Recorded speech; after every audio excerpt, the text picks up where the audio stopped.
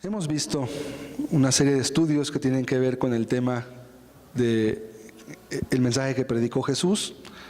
Hemos hablado que es el arrepentimiento y la fe. Nos hemos enfocado en el arrepentimiento y hemos hablado acerca de las características que tiene este mensaje.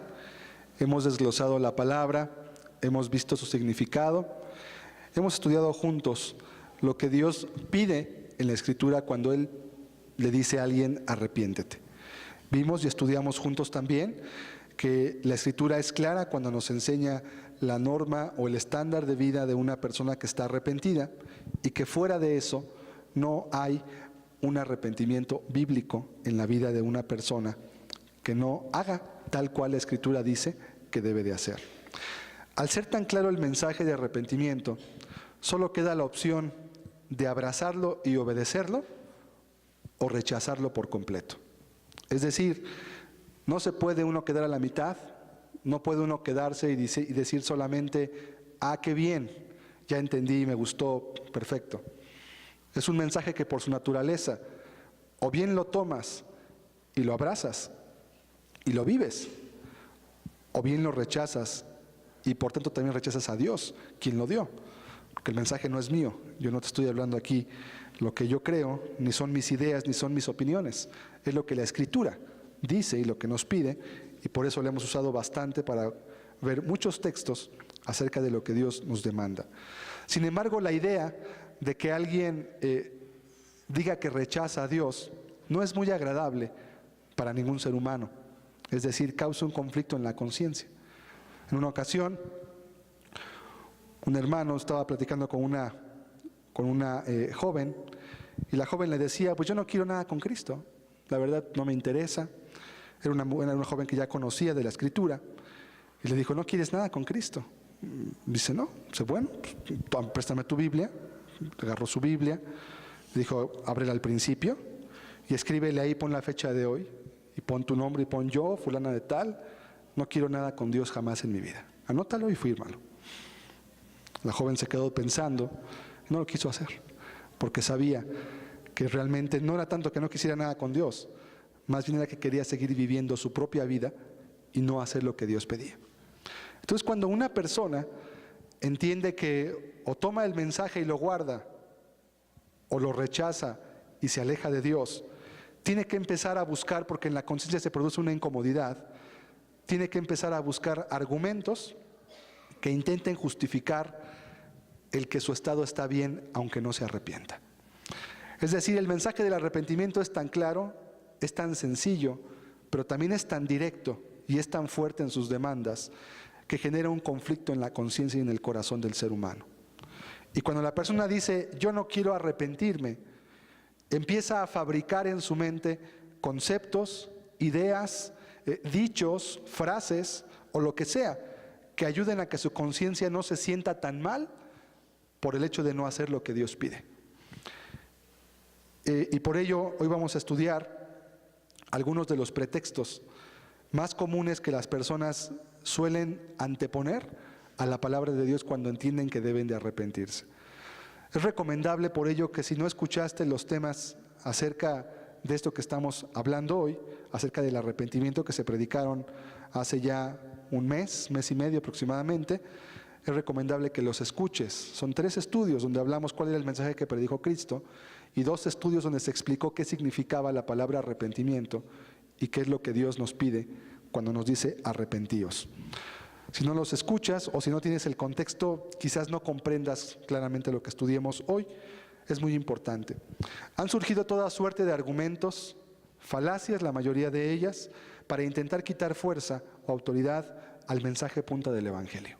Es decir, se han fabricado muchísimas creencias, sean seculares, es decir, de gente que no tiene conocimiento de la Biblia, pero también de gente que ya conoce la Biblia y que por tanto busca justificar su manera de vivir incorrecta con textos bíblicos, con doctrinas, con enseñanzas o con creencias, para de esa forma creer que viviendo como están viviendo, sus vidas le agradan a Dios y que un día van a poder ir al cielo, a la gloria eterna con Él. Hoy vamos a estudiar pretextos de personas que no tienen trasfondo bíblico. Es decir, pretextos de personas que sin tener un contexto de conocer la Biblia, que sin haber nacido en un lugar donde se conocía o se estudiaba la Escritura, sin embargo también surgen ciertas ideas, que más bien son falacias, te voy a explicar qué es una falacia, y entonces pretenden esconderse tras de ellos para decir, no es para mí. Yo no soy al que Dios le habla, yo estoy bien, yo no creo que deba ser así, etc. Y surgen muchos pretextos que las más de las veces solamente atormentan la conciencia de la persona, pero a veces sí consiguen adormecerla y consiguen hacerle creer que en realidad no tiene por qué arrepentirse o no tiene que hacer lo que Dios le está pidiendo. Vamos a orar, pidámosle a Dios su ayuda, que sea su Espíritu, que conoce los corazones de los hombres, el que nos hable y que discierna las intenciones del corazón. Señor y Dios, te damos muchas gracias porque eres un Dios vivo, porque eres un Dios que escucha, que responde, que ayuda, Señor, a quien se acerca a ti con corazón sincero. Padre, hoy rogamos tu ayuda para entender tu palabra. Queremos comprender cuáles son los refugios en los cuales, Señor, el hombre cuando es enfrentado con su hábito de pecar y es enfrentado con la verdad de que Dios le pide que lo abandone, surge en su mente, Señor. Háblanos hoy, permítenos discernir estas palabras, estos dichos que son quizás de gente que es reconocida como grande en el mundo, pero que ante ti, Señor amado, no tiene validez, por cuanto tu palabra es eterna y aún los cielos y la tierra van a perecer, Señor, pero tu palabra va a seguir totalmente vigente por la eternidad. Háblanos hoy, te ruego, en el nombre de Jesucristo. Amén. ¿Qué pretextos surgen en la mente de una persona que pues llegó un día a escuchar una predicación, o escuchó un cassette, vio un video o leyó la Biblia quizás y entiende que Dios le dice que se arrepienta y entiende además lo que es arrepentirse? Usualmente cuando una persona no tiene un contexto bíblico, es decir, que no conoce la Biblia, le es más fácil entender lo que es el arrepentimiento. Y le es más fácil por la simple y sencilla razón de que no tiene puntos de referencia para justificar sus pecados en la Biblia. Es decir, lo que escucha y dice, bueno, Dios me pide que deje de mentir, pues tengo que dejar de mentir. No va a empezar a excusarse de que bueno, es que las mentiras piadosas sí son buenas o las mentiras pequeñas no son tan malas. No, se entiende que tiene que dejar las mentiras. Se acabó. Entonces empiezan a surgir ideas, preguntas, por las cuales también los seres humanos buscan justificar su modo de vida y creer que están bien, y justificar ante las demás personas que realmente no son malos, sino que simplemente son, como veremos que es el común denominador de cada uno de estos pretextos, son víctimas de alguien o de algo o de circunstancias que pasan a su alrededor y que les hacen actuar como están actuando. Job les decía a algunos de sus amigos cuando estaba platicando con ellos, refugios de mentira son sus palabras, les decía. Se esconden en refugios de mentira, se esconden en cosas que no son ciertas, dan argumentos que son falacias y que simplemente buscan justificarlos a ustedes y condenarme a mí, decía Job, porque lo buscaban condenar a él, aunque él no había cometido ninguna falta delante de Dios. El primer pretexto o argumento para no arrepentirse o para no considerarse culpable y por tanto arrepentirse es la idea de que los seres humanos somos el producto del medio ambiente en que nos desarrollamos. Esta idea está muy generalizada y la difunden sobre todo quienes tratan problemáticas morales de personas o de grupos, es decir, psicólogos, sociólogos, personas que dan terapias, ¿verdad? Y que a veces ven un desastre en una familia, en una vida, y a veces no encuentran por dónde entrar a un problema. Entonces lo más fácil es, mira, no te preocupes, lo que pasa es que tú eres producto del ambiente en el que te desarrollaste. Entonces tú eres así, eres malo porque te criaste en un ambiente muy malo. Y tú pues eres borracho porque te criaste en un hogar donde había puros borrachos. No te preocupes, o sea, eres una víctima de tu medio ambiente. La sociedad te ha hecho ser lo que tú eres. La idea tras de la frase es que lo que la persona es, no es porque sea mala ni porque sea buena, simplemente porque la sociedad lo formó. Esto está muy en boga, en las universidades, en las preparatorias, a veces hasta en las secundarias, empiezan a inculcar a los jóvenes la idea de que ellos son el producto, sobre todo los sociólogos que estudian cómo funciona la sociedad y que se dan cuenta de los medios de producción, cómo funcionan y cómo hacen que los hombres se levanten en armas y cómo hacen que los hombres sean subyugados, los ricos por los pobres, etcétera, etcétera. Empiezan a buscar este tipo de excusas para quitarse responsabilidad de sus propias vidas y creer que en verdad no tienen alguna responsabilidad, o si tienen responsabilidad es muy poca. Lo que este argumento dice es que no hay responsabilidad completa por los actos que una persona comete. Es decir, si alguien fue violado, por ejemplo, en su niñez, dicen, bueno, si tú después abusaste de otra persona cuando fuiste grande, pues fue porque a ti primero te lo hicieron antes. Entonces, pues tienes culpa, pero en parte no tienes culpa, porque tú quedaste marcado en tu niñez. O si yo le robo a los demás, es porque a mí desde chico siempre me robaron mucho. La gente se aprovechó de mí. Y yo ahora estoy enojado contra la sociedad porque me maltrataron, porque se burlaron de mí, porque me pisotearon, y ahora yo me desquito contra la sociedad robando. Eso dicen los psicólogos, ¿eh? Y además cobran caro por decirle estas cosas. Lo que quieren hacer simplemente es justificar que lo que usted hace no está tan mal. ¿Sí? No te preocupes. O sea, eres producto de tu medio ambiente. Mira, estamos en el medio ambiente. Mira, así como los árboles dan sus frutos según la tierra en la cual son sembrados, lo cual sí es cierto. Por ejemplo, el chile que se siembra en Estados Unidos no pica como el de aquí, no es picoso su sabor, porque la tierra de allá no es igual que la de aquí. Entonces, aunque te lleves un árbol, una mata de chiles a otra tierra, si la tierra no tiene los mismos nutrientes, el sabor va a cambiar. Bueno, eso es cierto para las plantas, es cierto para los árboles, pero no es cierto en cuestiones morales.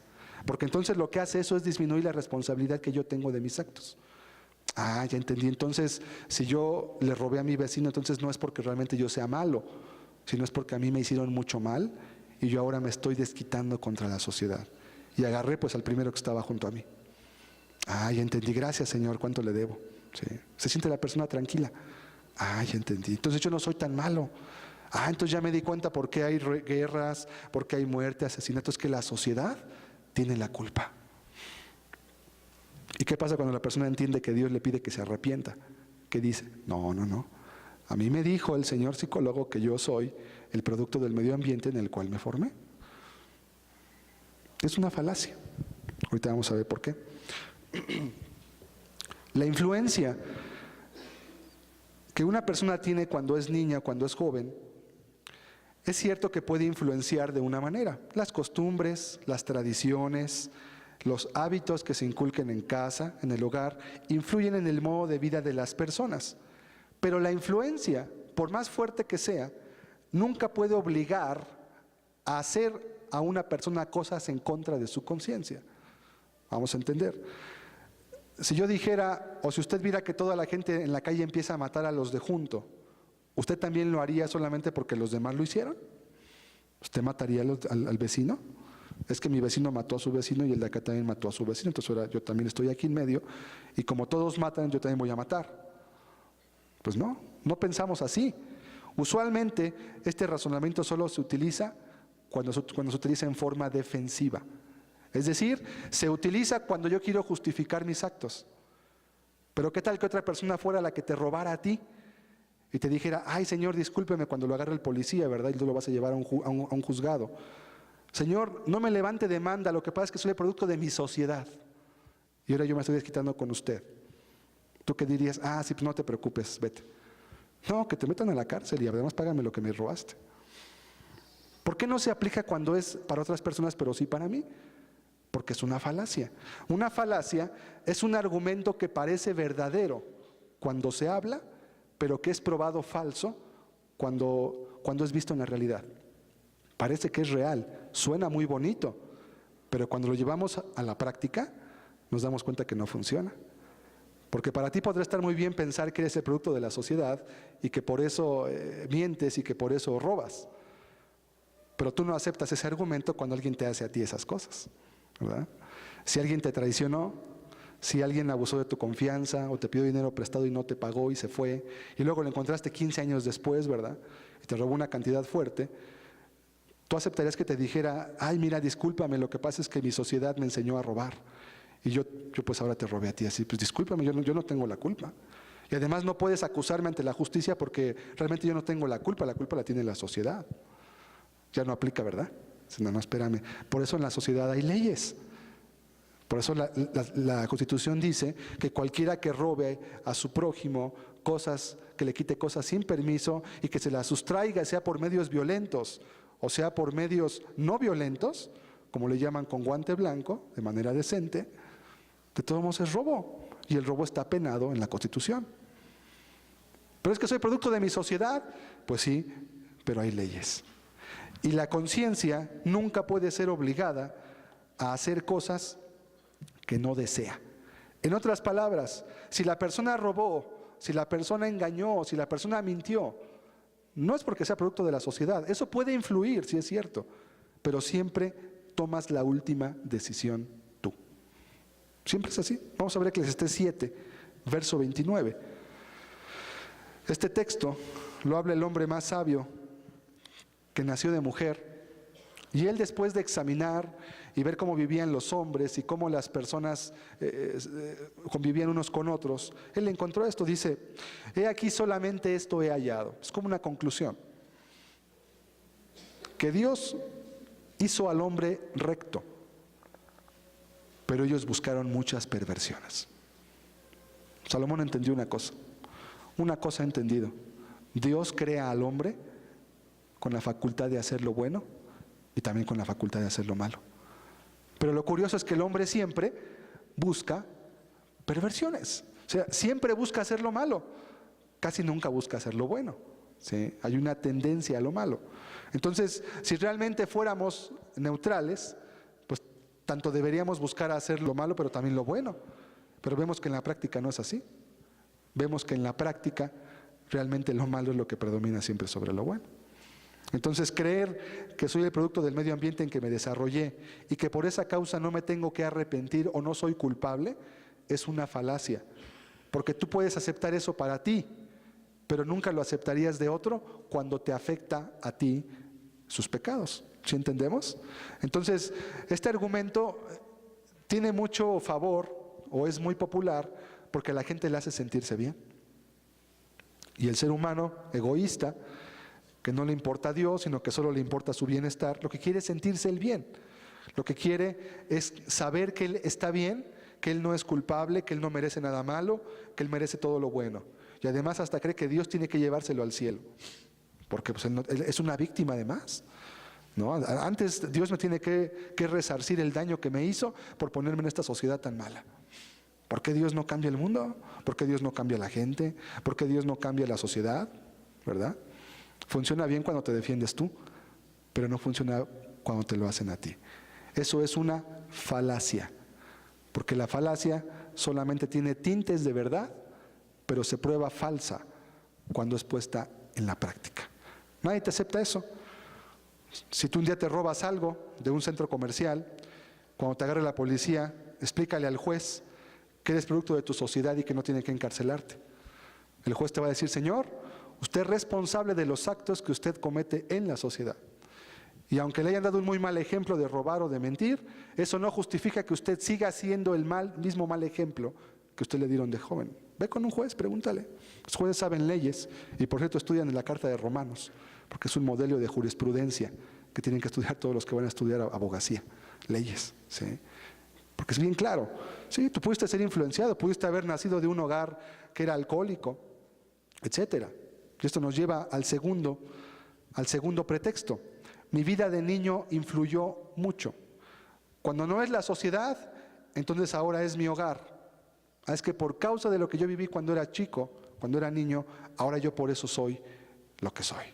Por eso yo soy así, y hago esto, y hago lo otro, y hago aquello, etcétera. Y vuelvo a remarcar que aunque la vida de un niño puede ciertamente ser formada con hábitos, estos además son susceptibles de cambio por la simple y sencilla razón de que a unos les parece mal lo que aprendieron de niños y a otros les parece bien. Y cuando tú eres grande tienes la facultad de cambiar muchas cosas, ya sea que te enseñaran bien o que te enseñaran mal. Ejemplo, hay jóvenes que dicen que ingieren alcohol o son borrachos porque sus padres les dieron ese ejemplo. Y pues, ¿qué se podía esperar de ellos si sus padres vivieron así? Pero también yo conozco, y de seguro también tú conoces, jóvenes que crecieron en hogares de padres alcohólicos, ambos a veces padres alcohólicos, cuando son grandes se vuelven abstemios, porque aborrecieron tanto lo que vieron cuando eran niños, porque tienen tan marcado el sufrimiento que veían cuando su madre era golpeada o cuando pasaban hambres por la responsabilidad de su padre que tomaba alcohol, que lo que llegan a hacer es aborrecer todo lo que tenga que ver con alcohol de cualquier tipo. ¿Por qué uno se hizo borracho y por qué otro se vuelve abstemio? Abstemio se le denomina a la persona que no prueba una gota de alcohol por ninguna circunstancia. ¿Por qué? Porque cada uno tomó decisiones respecto a lo que haría con el ejemplo que se le dio. Uno decidió seguirlo, otro decidió aborrecerlo. ¿Quién decidió? El joven. Entonces, ¿quién tiene la culpa de ser borracho? Pues el muchacho. Sí. Es cierto que el ejemplo le fue una desventaja a él en comparación a otros jóvenes que no hubieran tenido ese mal ejemplo, sí es cierto, es una desventaja. Pero también es cierto que a final de cuentas, el joven decidió hacerlo por su propia cuenta. No puede justificarse. Y eso se puede aplicar con cualquier pecado. Es que mis padres eran drogadictos. Pues hay hijos que cuando crecen también se hacen drogadictos. O también hay hijos que se apartan de todo eso por completo y a veces prefieren hasta dejar a sus padres con tal de no caer en lo mismo que ellos están cayendo. Puede haber desventajas, no lo niego. No es igual que una persona crezca en un hogar con hábitos, donde le dan afecto, amor y comprensión, a una persona que crece en un hogar donde no hay eso. Pero eso no es justificante para crecer amargado o por amargarse contra toda la gente simplemente porque de niño me trataron mal. Esa es una decisión que tú tomas siempre. Por eso Dios condena el pecado. Dios condena el pecado porque el pecado siempre es un acto voluntario de mi razón. Yo siempre decido hacer al final las cosas. Vuelvo al ejemplo. Si porque viste que el vecino mataba al otro, tú solamente por eso vas a matar a los demás, entonces tú te volverías como un títere, que únicamente actuarías en base a lo que los demás hacen. Y tú no actúas así, no eres así. La prueba es que haces tú muchas cosas por tu cuenta que otros no hacen, y las haces porque tú quieres hacerlas. Lo curioso es, ¿por qué solamente aplicamos estas reglas para lo malo, pero no las aplicamos para lo bueno? ¿Y por qué si mi padre era tan trabajador, por qué no imité a mi padre trabajador y sí imité lo borracho de mi padre, verdad? ¿Por qué ese es selectivo en la imitación? Porque el padre a lo mejor era muy borracho, pero también era muy trabajador, más que despilfarraba todo lo que se ganaba. Pero resulta que el hijo después nada más es borracho, pero no es trabajador. A ver, ¿en dónde estuvo el error? ¿Cómo fue que se transmitió mal el ejemplo ahí? Fue decisión de la persona. Y otro de los hijos decide ser trabajador y no ser alcohólico. Entonces, decir que la vida de niño influye como justificante para lo que yo hago hoy es una falacia. No tiene razón, es falso. Vamos a ver dos ejemplos. Primero de Reyes 15, verso 25. Tenemos el caso de un rey, Nadab, hijo de Jeroboam, dice la Escritura, comenzó a reinar sobre Israel en el segundo año de Asa, rey de Judá, y reinó sobre Israel 2 años. E hizo lo malo ante los ojos de Jehová, andando en el camino de su padre y en los pecados con que hizo pecar a Israel. Primer caso, Nadab, hijo de Jeroboam, fue un rey de la nación de Israel. Dice que él hizo lo malo y dice ¿por qué? Porque andó en el camino. Fíjese que el verbo andando, aún en el español, tú no andas si tú no quieres andar. Vamos a entenderlo de una manera muy sencilla. ¿Por qué anduvo en el camino de su padre? Pues porque quiso andar en el camino de su padre. Porque era más fácil imitarlo que romper con sus malos hábitos y honrar a Dios. Andando, dice el texto, en el camino de su padre y en los pecados con que hizo pecar a Israel. ¿Sí? Este es un primer ejemplo. ¿Por qué este hombre decidió hacer lo malo? Simplemente porque él escogió andar en el camino de su padre. Pero tenemos otro ejemplo, también de un hijo que tuvo un padre muy malvado, pero que él decidió hacer lo contrario. Vamos a ver 2 de Crónicas 29. Comenzó a reinar Ezequías siendo de 25 años y reinó 29 años en Jerusalén. El nombre de su madre fue Abías, hija de Zacarías, e hizo lo recto ante los ojos de Jehová, conforme a todas las cosas que había hecho David, su padre. Así que hay una anotación. David no era el padre biológico de Ezequías. El padre de Ezequías, Acaz, fue un hombre perverso. Usted puede leer en el capítulo 28 todo lo que hizo. Fue un hombre perverso que hizo desviar al pueblo de Judá en este caso. Pero su hijo Ezequías dice que siendo de 25 años, fíjese, ya era un hombre adulto, no era un niño, ¿verdad? Dice el verso 2, que hizo lo recto ante los ojos de Jehová. ¿Y sabe qué empezó a hacer Ezequías? Empezó a quitar todo lo que su padre Acaz había hecho. Empezó a tirar altares, empezó a derribar ídolos, empezó a inculcar el culto a Dios, empezó a quitar adivinos, empezó a quitar hechiceros, pero su padre había hecho todo lo malo. Entonces, ¿por qué Ezequías hizo lo bueno, aunque su padre era malo? Porque él decidió hacer lo bueno. ¿Qué podemos ver con estos ejemplos? Que el argumento de que la sociedad o la niñez o el mal ejemplo son determinantes para vivir una vida no recta es falso. No es cierto. No se puede hacer así, porque es una regla que no aplica, no es una ley. La ley es una declaración que permanece siempre igual sin importar las circunstancias. La ley de la gravedad dice que todo lo que sube tiene que bajar. Y este teléfono, si lo aviento aquí, y si lo aviento en China, y si lo aviento en invierno y en verano, y si lo aviento cuando hace lluvia y cuando neva, el teléfono siempre que lo aviente siempre va a caer. Es una ley, es totalmente incontrovertible, no se puede cambiar ni se puede modificar. Esto que vemos aquí no es una ley, esto depende de la decisión de cada persona. ¿Sí? Desventajas hay, malos ejemplos, también hay malos ejemplos. Por cierto, si tú vives en pecado, le estás dando muy mal ejemplo a tus hijos, y si no tienes hijos, le das muy mal ejemplo a la gente que te ve, le das muy mal ejemplo a los niños de la calle, le das muy mal ejemplo a tus familiares, a tus parientes, das muy mal ejemplo. Y la gente puede decidir imitar tu ejemplo o también puede decidir no imitar tu ejemplo. Esa es tu decisión. ¿Sí? Entonces, creer que el pecado es causa únicamente de que yo tuve una mala niñez o que la sociedad es muy mala donde vivo, es totalmente erróneo, es falso.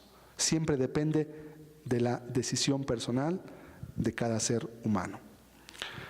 Usted puede leer los libros de Reyes y de Crónicas en la Biblia, que además son libros muy interesantes, son libros históricos de lo que fue el pueblo de Israel, y usted va a ver cómo, sobre todo en la historia de los reyes de Judá, hubo hombres que fueron muy perversos, que hicieron todo tipo de mal en su reinado en contra de Dios, pero luego tuvieron hijos que fueron rectos. El ejemplo del padre fue pésimo, era el peor ejemplo que podía haber, y además un rey pues no tiene realmente limitantes de poder. El rey hace lo que quiere, decide lo que él desea, nadie le puede decir nada. Sin embargo, muchos de los reyes de Judá específicamente, aunque sus padres fueron hombres perversos e impíos, ellos decidieron hacer lo bueno y fueron grandes hombres de Dios. ¿Quién tuvo la culpa? ¿O quién tuvo el beneficio? ¿O a quién se le puede dar la honra? A nadie. Cada uno tomó decisiones, simplemente. Con esto, ¿a qué quiero llegar? Hágase usted responsable de lo que usted ha hecho mal. Si usted es una persona amargada que no puede perdonar a su prójimo, hágase responsable de su pecado. Es que a mí mi madre se amargó contra mí, me enseñó, o mi padre era así. Sí, eso fue un mal ejemplo, sí es cierto. Pero usted es responsable de lo que usted decidió hacer. Si usted es una persona mentirosa, si usted es una persona mundana o avara que ama el dinero y no puede dejar eso para seguir a Dios, hágase responsable de su pecado. No le eche la culpa a nadie, porque Dios no le echa la culpa a nadie, sino a usted nada más. Y mientras una persona no se hace responsable de sus propios actos, no puede Dios hacer nada con su vida. Si usted es de los que se pasan justificándose por todo lo que hace mal, echándole la culpa a la esposa, al esposo, al hijo, al vecino, a la política, a lo que sea, usted nunca va a poder encontrar a Dios. Porque el arrepentimiento es un acto de personas responsables que hacen y que toman conciencia de sus propios actos y que deciden abandonarlos, porque entienden que están mal. No es un acto mágico de que Dios me limpia mis pecados mágicamente en mi corazón y ya soy limpio por fe y salgo a vivir igual que como vivía antes. Eso no es así. Es una falacia, es una mentira. Usted decide dejar lo malo porque entiende que usted lo hizo voluntariamente. Y mientras usted no entiende que el pecado es voluntario, que usted lo hizo por su decisión, usted va a pasar siempre justificando, va a buscar siempre una justificación para decir que no es responsable de lo que ella hizo. Y Dios, a una persona irresponsable de sus actos, no puede ayudarle absolutamente en nada. Porque de lo bueno sí tenemos el beneficio, ¿verdad? Si yo hice algo bueno en mi vida, es que yo lo hice. Pero si hice algo malo, no, es que la sociedad es muy mala, es que mi familia, es que el ejemplo. Eso es simplemente una cuestión de conveniencia personal y además es deshonestidad. Eso se llama ser deshonesto. Porque si todo lo que yo hago, yo digo que lo hago yo, así como lo bueno que hice, yo lo hice bien, ¿verdad? Mírame, armé este librero o armé esta cuestión de herrería y la hice muy bien. Y yo la hice, ¿cómo está bien? Fue tu obra, ¿verdad? Entonces, cuando robes a alguien, no digas que tú robas porque Dios tiene la culpa. Tú también lo hiciste. Eres responsable. No puedes ser selectivo en tu responsabilidad. Tercer argumento. Esto también es muy común, sobre todo cuando hay ciertos pecados. Hay personas que dicen, es que mi carácter o mi temperamento o en mi familia todos somos así. Sobre todo cuando hay pecados que tienen que ver con respecto al carácter, al trato personal, sobre todo cuando hay personas que son demasiado ásperas o que son amargadas o que son demasiado iracundas, quizás. Bueno, es que así somos todos, eso ya es cuestión de familia, es que ya eso es una cuestión que yo traigo, ya no depende de mí, sino que me lo heredaron mis padres desde que nací, ya yo era igual que mi papá, que era así, que era bien enojón, ahora bien amargado, ahora bien gritón, ahora bien despectivo, y yo así siempre fui. Entonces, ya no es que yo quiera, es que así soy. O sea, discúlpame, no soy monedita de oro para caerle bien a todos. Yo así soy. ¿Y qué hace la persona con eso? Pues otra vez, justificar sus pecados. Volvemos a lo mismo. Este argumento también es una falacia, porque el carácter se controla a conveniencia de la persona según las circunstancias. Escucha esto. El carácter de todos los seres humanos es controlado a conveniencia de cada persona. Y le voy a dar ejemplos para que entendamos esto. ¿Se ha fijado usted que hay personas que, por ejemplo, hablan muchas majaderías? Por ejemplo, hay gente que habla muchas leperadas y para toda palabra no pueden hablar una frase entera sin decir una majadería en medio. Pero vea usted esa persona cuando está delante de una autoridad o cuando va a pedir un trabajo. Y ve usted si ahí también dice leperada y media cuando está entrevistándose. Mágicamente se vuelve correcta en su lenguaje y en su expresión. ¿Qué tomó? ¿Qué le dio? ¿Lo ayudó Dios? No. Él sabe que no le conviene en ese instante hablar como siempre habla porque no le van a dar el trabajo. Entonces se guarda. O lleve ante un juez cívico, ¿verdad? O ante un magistrado de justicia, y llévelo ahí a que dé su declaración. Cuando lo llaman como testigo, se metió en un pleito legal, ¿va a hablar con leperada y media frente al juez? Pues no lo hace. Y no dice ni una sola leperada. Yo los he visto con mis ojos. Se vuelven mansitos como corderos, se vuelven dóciles y tiernos. ¿Por qué? Porque saben que están delante de una autoridad que si los oyen hablar como los hablan, como están hablando, automáticamente es un argumento hasta en su contra, saber de dónde viene esa persona, cómo se expresa. Y más en el mundo donde como te ven, te tratan. ¿Qué pasó entonces? El carácter cambió, el temperamento se modificó, nada más que era porque me convenía a mí. Es que me convenía. El problema es que en mi matrimonio a lo mejor no me conviene, ¿verdad? Pues ahí yo trato a mi esposo o esposa como yo quiero. Porque no tengo ningún motivante que me lleve a ser cortés o amable o a ser delicado o cuidadoso en mis palabras. Es que yo así soy, es que es mi carácter, así somos todos en la familia. Pues o tu carácter cambia o Dios te va a condenar eternamente. Porque los pecados no son, repito, no son causa de influencias externas. Siempre son tu decisión. Todo depende de la motivación. Imagine una persona que diga, que hay personas así, que no pueden dejar de mentir porque están tan acostumbradas a mentir, que igualmente no pueden contar una historia o hecho o suceso sin agregarle o quitarle algo a conveniencia propia, casi siempre, ¿verdad? Imagínese que esa persona que es sumamente mentirosa, que todos ya la tienen catalogada como una persona que siempre miente, que siempre habla lo que es falso. Imagínese que le colocaran en su cabeza una pistola, que estuviera cargada y lista para disparar, y que tuviera siempre pegada en su sien. Y que de alguna manera, esto estamos imaginando, es un hecho hipotético, en cuanto la persona dijera cualquier mentira, la pistola automáticamente se dispararía, terminando con su vida. Y le dijeran, querido amigo que mientes mucho, tu vida está en tus manos ahora. Si tú decides seguir mintiendo, tu vida va a acabar en un instante, pero si decides dejar de mentir, vas a poder vivir toda tu vida con la pistola aquí, porque nunca vas a mentir, pero eso va a depender de ti. ¿Usted cree que la persona fácilmente diría otra vez mentiras? Pues claro que no. ¿Por qué no diría mentiras ahora cuando siempre fue mentirosa? Por la simple y sencilla razón de que su motivación cambió. Y como su motivación cambió, también su actitud va a cambiar. Es que ahora algo me interesa. Ahora me conviene no decir mentiras. Porque si digo una mentira va a venir una consecuencia sobre de mí. Pero como antes no hay una motivación que me lleve a tener miedo de algo, pues entonces yo hablo lo que yo quiero. Y después me justifico diciendo que en mi familia todos somos mentirosos. Y eso ya no depende de mí, sino que así somos todos. Es una falacia, es un argumento falso. Falso. ¿Y por qué es falso? Porque cambia a voluntad de la persona. Solamente es una excusa para evadir la responsabilidad de negarse a sí mismo y de abrir también mucho la boca quizás y no tener cuidado con lo que la persona está hablando. Si va viendo por dónde van esos argumentos siempre, yo no tengo la culpa, yo soy inocente, yo simplemente soy una víctima de lo que a mi alrededor está pasando. ¿Qué te dice Dios? Tú eres responsable de todo. Qué lástima. Si creías que no, ojalá que vayas entendiendo que sí eres responsable de todo. Nadie más tiene la culpa, nadie más es responsable de lo que tú has decidido hacer.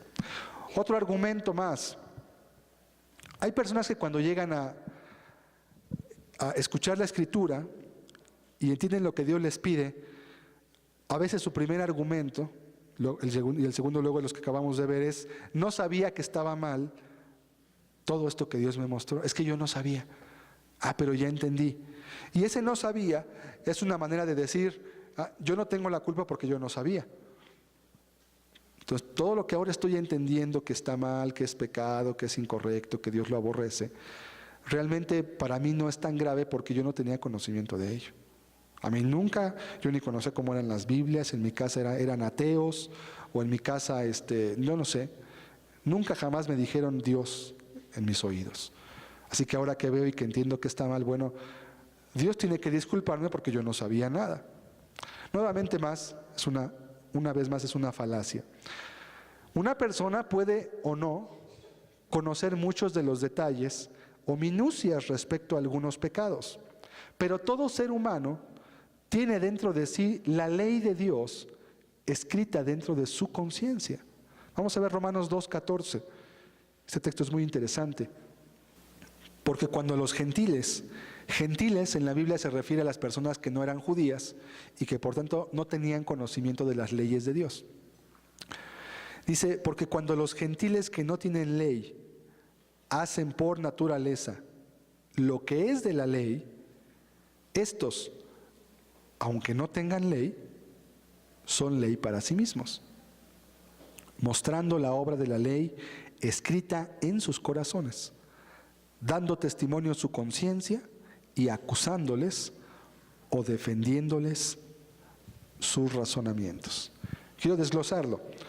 Dice el 14, porque cuando los gentiles que no tienen ley, ¿a qué se refiere que no tienen ley? Bueno, el contexto de Romanos está hablando de la ley de los 10 mandamientos, de la ley que Dios le dio a los judíos escrita por mano de Moisés. Bueno, cuando los gentiles que no tienen esta ley, dice, hacen por naturaleza. ¿Por qué dice por naturaleza? Ya esa palabra es muy interesante. Quiere decir que de manera que no ocupan instrucción, no ocupa que les digan tienes que hacer así. Dice, cuando hacen por naturaleza lo que es de la ley, estos, aunque no tienen ley, son ley para sí mismos. ¿Y por qué son ley para sí mismos? El 15 lo expresa. Porque están mostrando la obra de la ley escrita en sus corazones. ¿Y cómo saben que hacen lo correcto? Aquí dice, porque su conciencia les da testimonio, y la conciencia solamente hace dos cosas: o te acusa o te defiende. ¿Sí? Voy a dar un ejemplo. Los gentiles no tenían los 10 mandamientos, pero cuando una persona, por ejemplo, ve que le están robando a otra o que la están intentando matar, y si esta persona tiene el poder de hacerlo y va y se mete en la escaramuza para librar a la persona que le están matando de que le den muerte, cuando lo hace, la persona se siente bien. ¿Por qué se siente bien?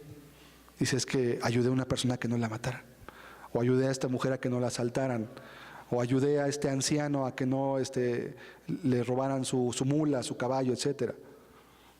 ¿Por qué sabe que hizo bien? ¿Quién le dijo que eso estaba bien? No tiene una ley escrita, no tenían un código.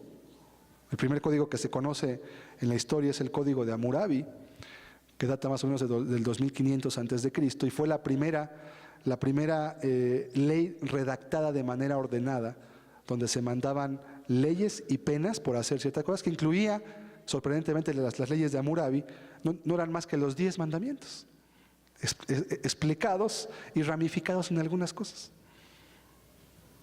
Dios ya había dado las leyes a estos hombres. Bueno, los 10 mandamientos se dieron mucho después de las leyes de Hammurabi, aproximadamente unos 1000 años después. Pero entonces, ¿de dónde Hammurabi, que era un legislador de Babilonia, de dónde él sacó esas leyes? ¿Quién se las dictó? Dios no le habló a Hammurabi, pero Hammurabi tenía conciencia como tú también tienes conciencia. Y Hammurabi y todos los seres humanos saben que robar está mal. No ocupas que te den un papel que te diga, mira, te voy a dar este papel, hijo, para que cuando salgas a la calle te acuerdes que robar está mal. Lo vas a ir leyendo todos los días. No ocupan hacer eso, ¿verdad? Tú sabes que robar está mal. ¿Por qué el hombre que te pongo el ejemplo que libró al anciano, a la mujer o al débil, por qué se siente bien?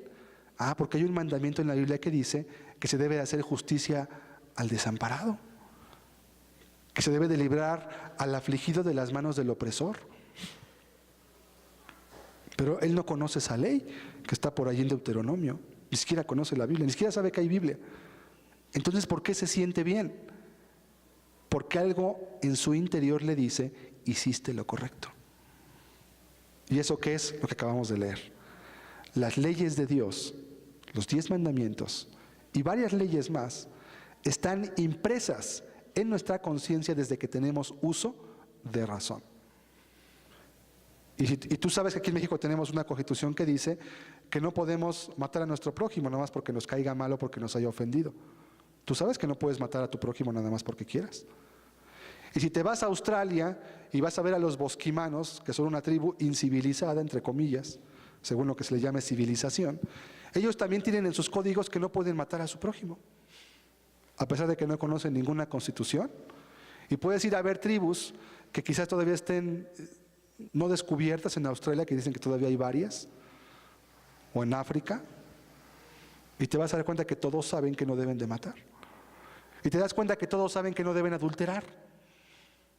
Pueden tener muchas esposas, pero solamente pueden tener relación con sus esposas, aunque sean 10 en las tribus, pero no pueden tener relación con otra mujer que no sea su esposa, aunque tengan muchas mujeres. ¿Dónde está eso? ¿Quién les dictó esa ley? ¿Fue alguien ahí a darles? ¿Iría Melchor Ocampo ahí a darles leyes? ¿O algún legislador americano, norteamericano? No. Las leyes están impresas en su corazón y saben que no deben hacer lo malo.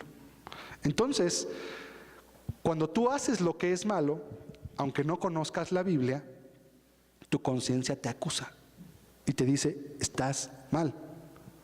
No sabes por qué, pero te sientes incómodo. Así como que estás a disgusto, como que no te hallas, como que quieres ver que... Entonces empiezas a buscar otra cosa para olvidarte. Entonces le prendes a la tele, o le pones a la música, o le pones al fútbol, algo que te ayude a olvidarte de que actuaste mal. ¿Por qué quieres olvidarte de que actuaste mal? Porque tu conciencia te está acusando. Entonces, el que una persona no conozca la Biblia no quiere decir que está exenta de cumplir las leyes que la Biblia pide que cumpla, aún las que no conoces.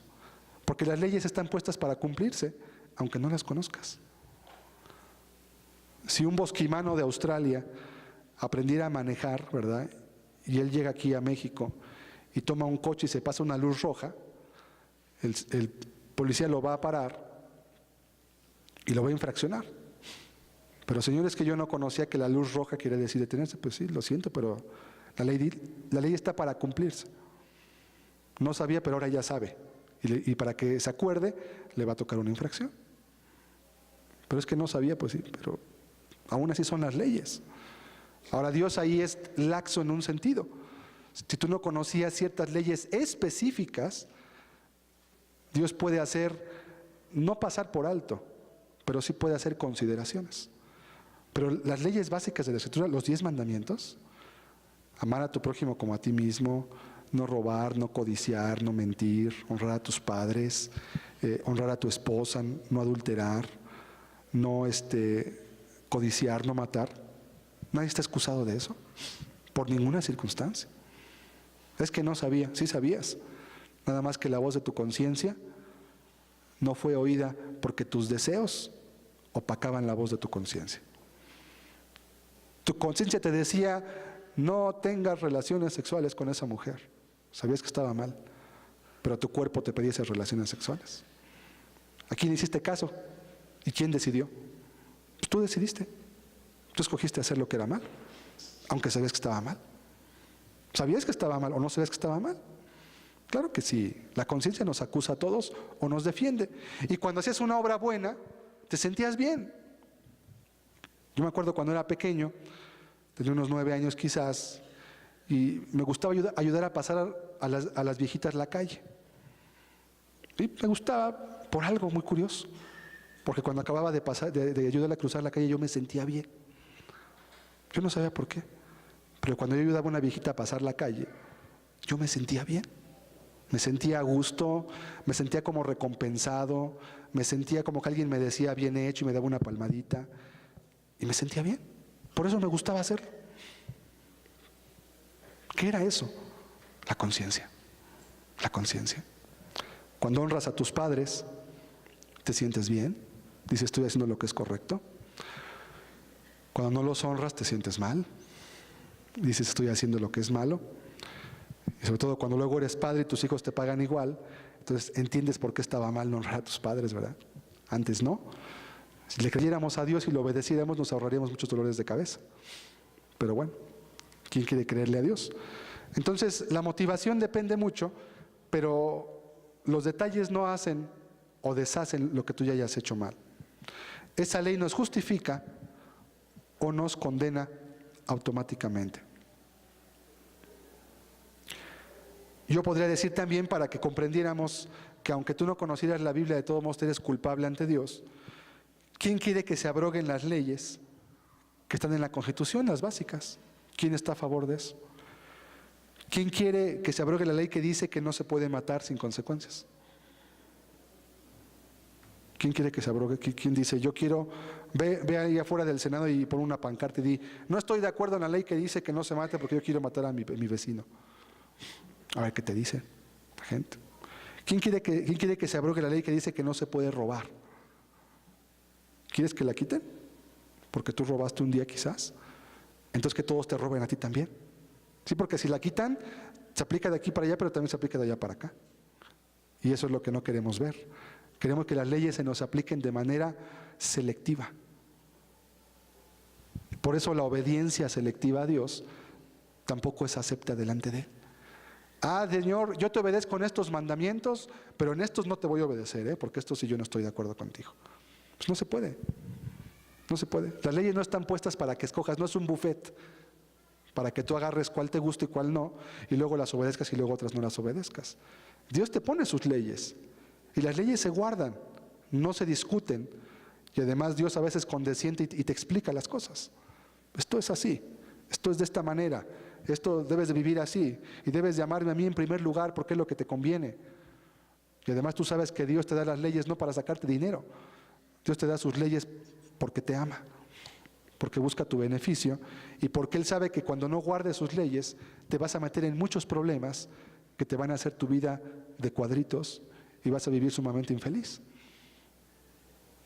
Por eso Dios te pide, guarda mis leyes.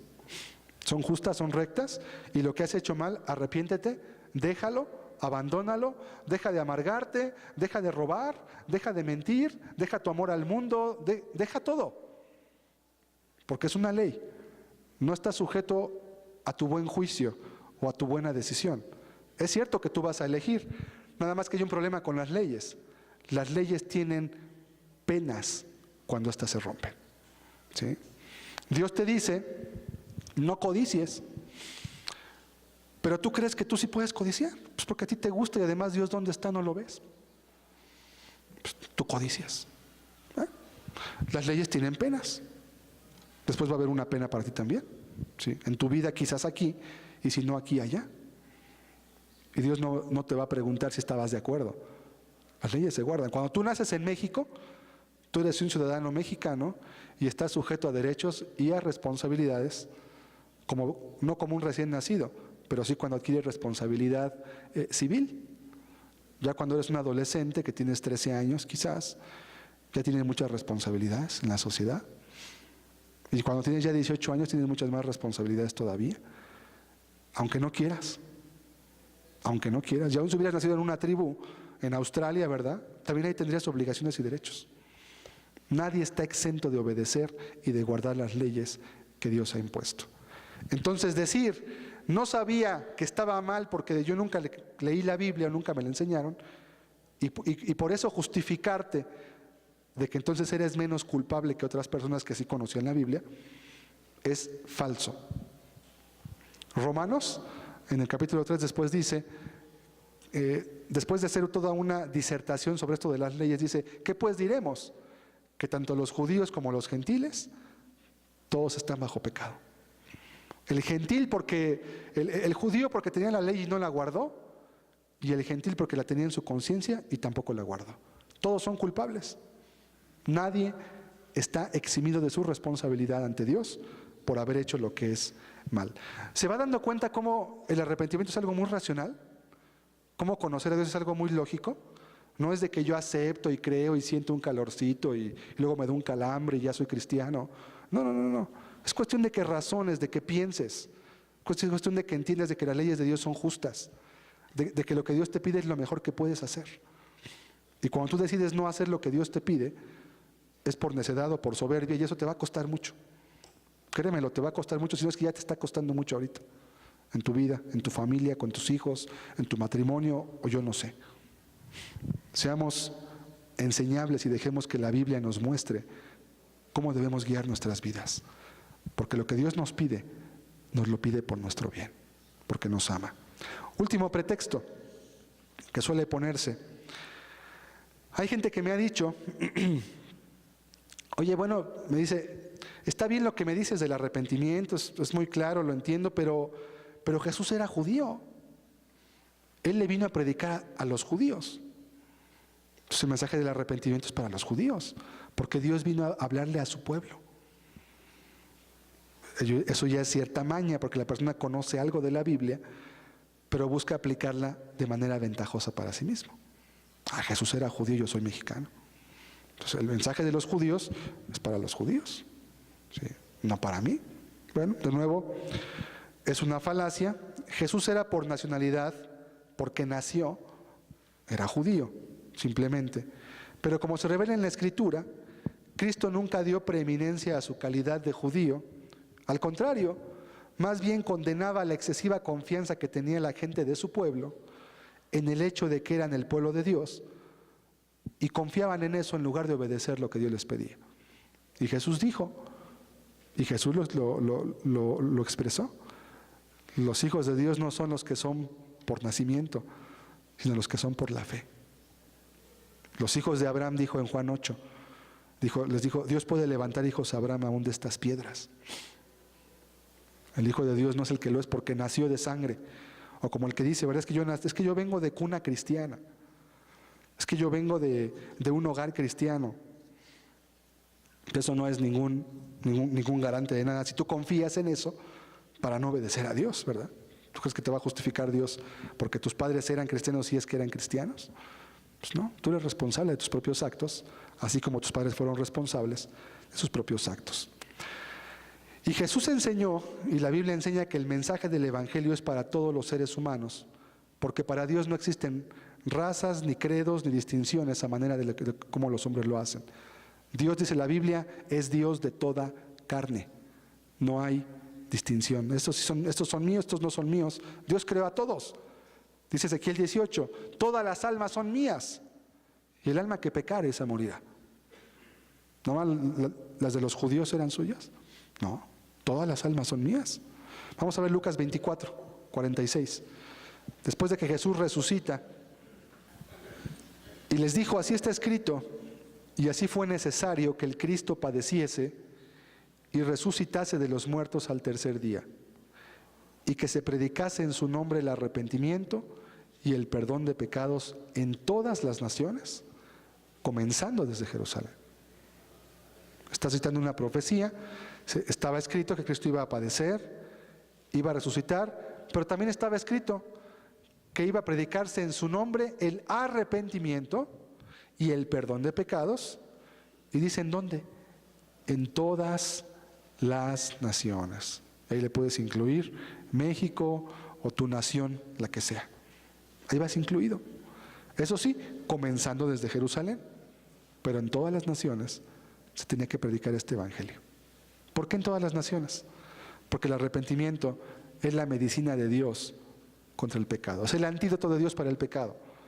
No hay otra cosa. El arrepentimiento y el perdón de los pecados en Cristo es lo único que pueden hacer que el hombre sea libre de sus malos hábitos, que pueda dejar su costumbre pecaminosa. Pablo también siempre predicaba a los judíos primero, porque ya conocían las profecías del Antiguo Testamento, y era más fácil predicar y explicarles que Jesús era el Mesías. Pero cuando estos rechazaban la palabra, lo cual sucedía constantemente, Pablo se iba a predicar a los gentiles, ¿sí?, a los no judíos. Vamos a ver Hechos 26, 20. Sino que anuncié primeramente a los que están en Damasco y Jerusalén, y por toda la tierra de Judea, y a los gentiles, que se arrepintiesen y se convirtiesen a Dios, haciendo obras dignas de arrepentimiento. Aquí está Pablo diciendo que él iba por todas las tierras, en Damasco, Jerusalén, Judea, y a los gentiles. Repito, los gentiles son las personas que no eran de origen judío y que por tanto no tenían conocimiento de la ley de Dios. Y por último, Hechos 13, 46. Un último texto dice, entonces Pablo y Bernabé, hablando con denuedo, dijeron, a vosotros a la verdad era necesario que se os hablase primero la palabra de Dios, mas puesto que la desecháis y no os juzgáis dignos de la vida eterna, he aquí nos volvemos a los gentiles. Porque así nos ha mandado el Señor diciendo, te he puesto para luz de los gentiles, a fin de que seas para salvación. Y dice, ¿hasta dónde? Hasta lo último de la tierra. No habría lugar. ¿Y a quién estaban predicando? A los gentiles. O sea, Pablo lo entendió. Y al comienzo los apóstoles no le predicaban a los gentiles porque creían que solamente era para el pueblo de Dios el mensaje. Pero después el Espíritu Santo, Dios, los fue llevando a que predicaran a los gentiles, empezando con un hombre llamado Cornelio, que era un centurión, y luego de allí a mucha gente más. Y los gentiles aceptaron el mensaje del arrepentimiento. Así vemos pues entonces que este mensaje es para todo ser humano, no para los judíos solamente, porque todos los seres humanos fuimos creados a imagen y semejanza de Dios. Tanto los judíos como los que no somos judíos también estamos creados a la misma imagen y semejanza que los judíos. Entonces, lo que Dios les pide a ellos, también nos lo pide igualmente a nosotros. Concluyo diciendo que todos los seres humanos somos responsables y daremos cuenta ante Dios por todos y cada uno de nuestros actos. No hay ningún justificante, como lo podemos ver y como lo veremos después, cuando hablemos de pretextos de gente que ya conoce la Biblia, los cuales son todavía a veces más ridículos, porque la Biblia nos quiere llevar siempre a obedecer, y es ridículo usar la Biblia para justificar el no obedecer, ¿verdad? Pero bueno, nos vamos a examinar. Concluimos que todo ser humano es responsable de sus actos. Nadie puede decir que algo que hizo, lo hizo porque lo obligaron. Siempre puede tomar la última decisión, y siempre la última decisión implica aún poner tu vida. ¿Se acordará el caso de José, el hijo de Jacob, cuando fue llevado esclavo a la casa de un hombre llamado Potifar, que era un hombre egipcio que lo compró, y la mujer de este hombre le gustó José y quería obligarlo a que tuviera relaciones con él? José podía haber aducido que lo obligaron, que era la esposa de su amo, que él era un esclavo, que él no tenía poder de voluntad, porque los esclavos eran como objetos, ¿eh? Si el amo quería matar al esclavo, nada más porque sí, lo podía matar, era su propiedad, era como un animal entre los egipcios. Entre los judíos había leyes, pero fuera del pueblo de Israel no había leyes para los esclavos. El esclavo era como si fuera un perro o como si fuera un gato. Tú lo podías matar, le podías dar de comer, lo podías torturar, lo que tú quisieras. Él podía haber dicho, pues es que soy de mi amo, y mi amo me compró, y la esposa de mi amo me está pidiendo, ¿verdad?, algo, pues yo qué podía hacer. Pero José, ¿qué hizo? José se fue huyendo. Lo metieron a la cárcel después, porque la mujer despechada dijo que había querido abusar de ella. Y no era cierto. Pero ¿cómo le iba a creer un esclavo?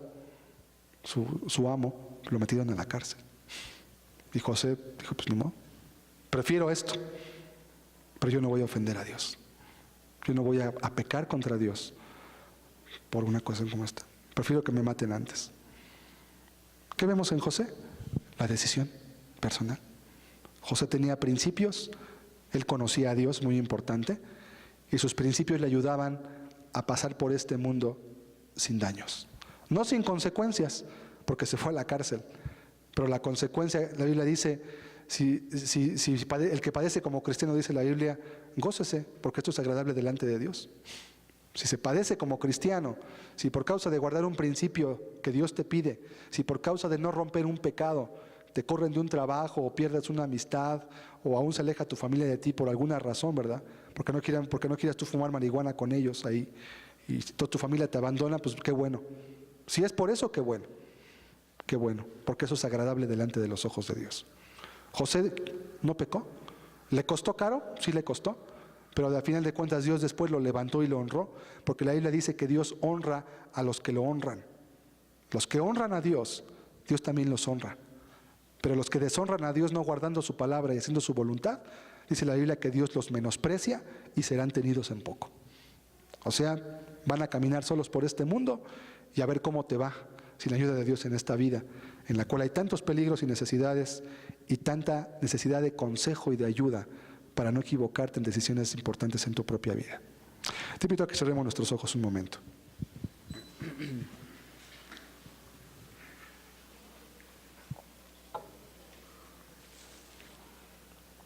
Es bueno y útil entender cómo Dios nos ve como agentes morales. Somos seres humanos con la capacidad de hacer lo bueno y también con la capacidad de hacer lo malo. Dios nos creó con la facultad de que nosotros eligiéramos nuestro propio camino. Debes de comprender esto muy claramente. Por ello, cuando Dios dice en la Escritura, arrepiéntete, Él sabe perfectamente lo que está pidiendo. Te está pidiendo algo, número uno, que es perfectamente posible hacer. En segundo lugar, te lo pide porque es justo.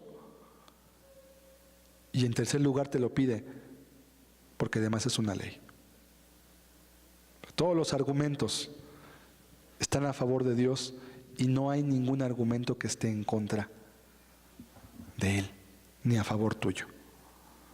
Por cuanto todos pecaron, dice la Escritura, están destituidos de la gloria de Dios. Por cuanto todos pecaron. Fíjese que no dice por cuanto todos nacieron en una sociedad muy mala, o por cuanto todos tuvieron padres que les dieron muy mal ejemplo. No, dice por cuanto todos pecaron.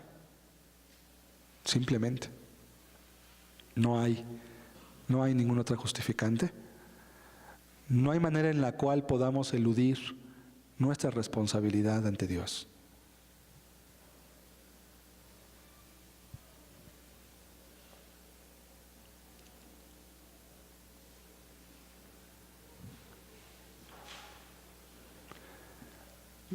Dios sabe nuestra necesidad.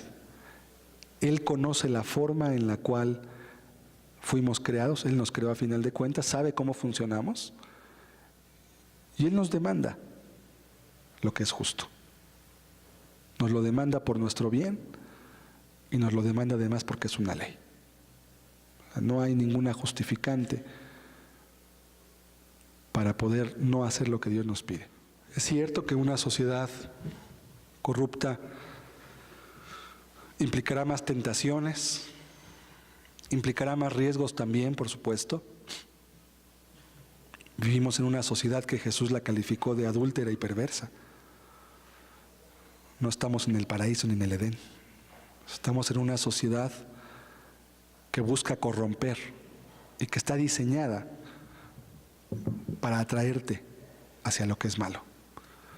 Tú puedes ver los mensajes, los espectaculares, la televisión, el radio, los medios de comunicación, el internet.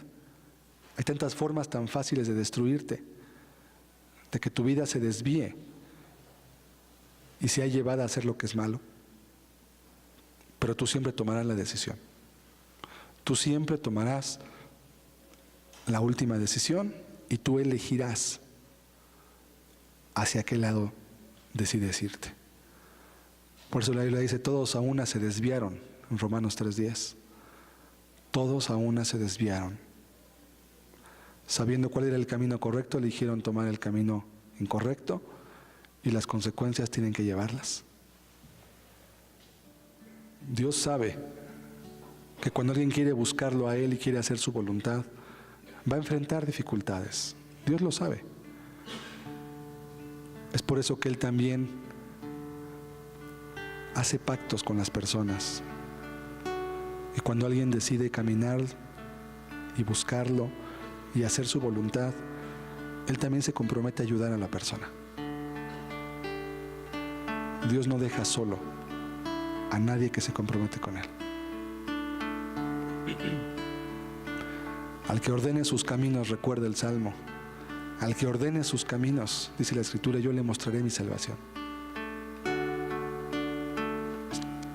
La condición es si ordenas tus caminos, si tu vida se ordena, si dejas tus pretextos, tus excusas, si dejas de justificarte con 1000 cosas y aceptas que lo que tú has hecho lo has hecho porque tú lo has querido hacer.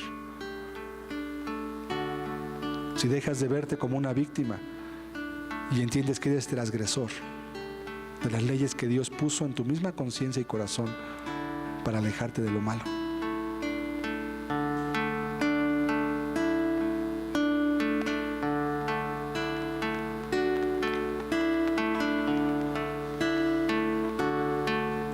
Escuchaste la voz de mi súplica cuando más necesitaba de ti. Tus oídos estaban abiertos y tus ojos miraban a mí. Escuchaste la voz de mi súplica cuando más necesitaba de ti. Tus oídos estaban atentos y tus ojos miraban a mí. Tú eres Dios verdadero, eres fiel y veraz, confortaste mi alma, mi consuelo y mi paz en mi vida.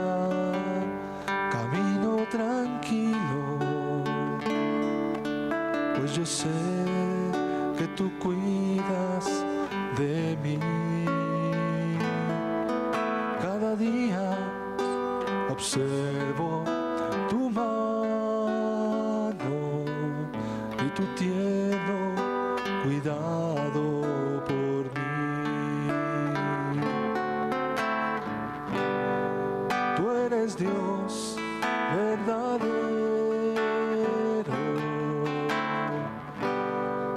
eres fiel y veraz,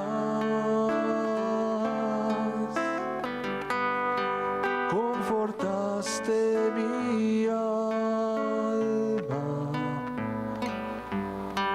mi consuelo y mi paz. Tú eres Dios verdadero,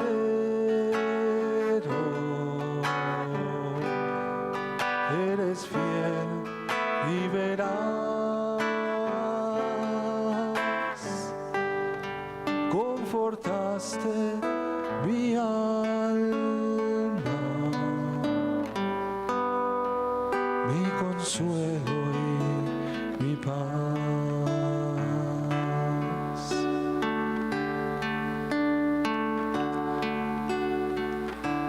Te acercas a un Dios verdadero. El que te llama es un Dios que está vivo, es un Dios que conoce el corazón del hombre y que sabe también las dificultades que una persona que quiere obedecerlo puede llegar a pasar. Él lo sabe. Y lo que te pide es que confíes en Él. Lo que te pide es que hagas su voluntad y que confíes en que Él va a suplir lo que sea necesario en tu vida para hacer lo que es correcto. Que no te va a dejar solo, no te va a dejar desamparado, no te va a dejar solo con los problemas que impliquen hacer su voluntad en medio de una generación y una sociedad que te pide que no seas diferente y que no cambies, que te exige que tú seas igual que todos, que hagas las mismas costumbres, que tengas la misma mentalidad, que busque las mismas cosas. Si Dios no está, amigo, toda nuestra vida es como un engaño, es como una falacia, es como una mentira viva.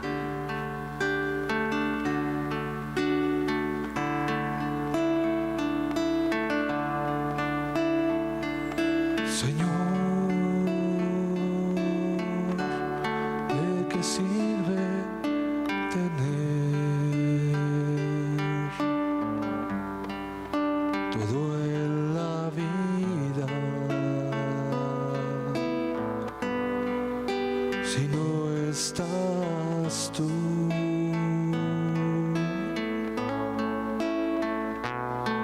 Señor, ¿de qué sirve tener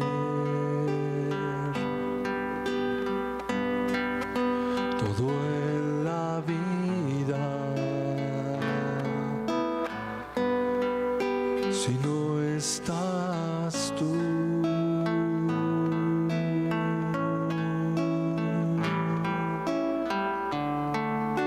Si no estás tú,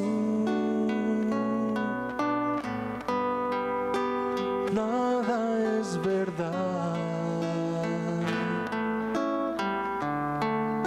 Si no estás tú, esa paz no es real. Solo tú das reposo al cansado. Solo tú sacias el alma hambrienta. Solo tú has llenado mi vida, porque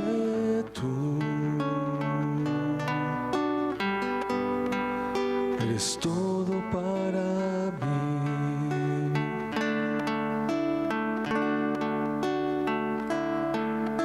Señor, ¿de qué sirve tener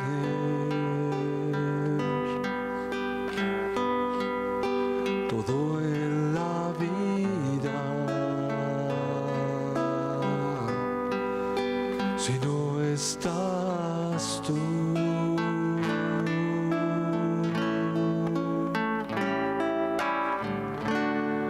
Si no estás tú, nada es verdad. Si no estás tú, esa paz no es real. Solo tú das reposo al cansado. Solo tú sacias el alma hambrienta. Solo tú has llenado mi vida, porque tú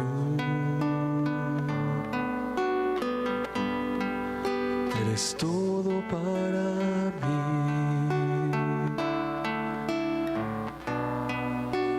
Porque tú eres todo para mí.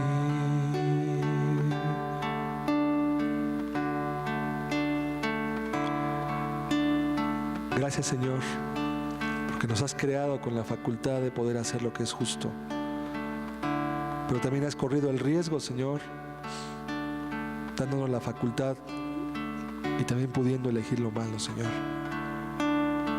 Gracias porque tu palabra nos ayuda a entender nuestro papel y responsabilidad ante ti y cómo tú nos ves y cómo tú nos calificas, Señor, desde un punto de vista moral y cómo nos guías hacia ti, Señor, quitando toda excusa, quitando todo pretexto, Señor, que puede impedir acercarse a ti y hacer tu voluntad de manera clara. Te damos hoy gracias. Muchas gracias por tu presencia entre nosotros, por enseñarnos tus mandamientos, Señor, en el nombre de Jesucristo. Amén. Amén.